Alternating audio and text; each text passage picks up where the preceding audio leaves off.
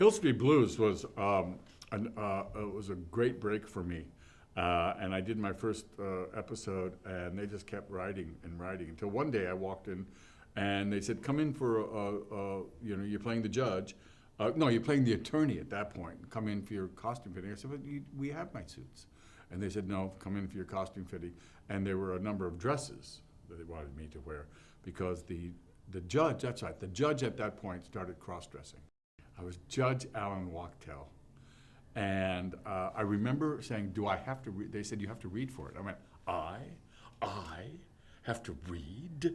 I, who have done Injustice for All, I, who have done The Ropers, have to read? Well, I had to read, and I got the role. And it was truly one of the luckiest ones. And that was truly one of the really great experiences. That was quite a cast, quite a time. That was something. What was it like when the judge started cross-dressing? What do you feel about that as an actor? Love it. That's my line. That's my deal. That's what I do.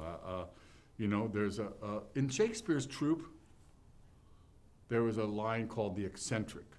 He was the guy who played Sir Andrew Aguecheek. He was, and I sort of look for that. I like eccentrics. I am eccentric in my head, and I like that role. I like roles that have degrees of difficulty. I'm sure we'll talk about Hank Kingsley, but oh, yes. The admixture, I like that. I like that a lot. The writing was through the roof great. The cast was through the roof with Daniel Travanti and Joyce.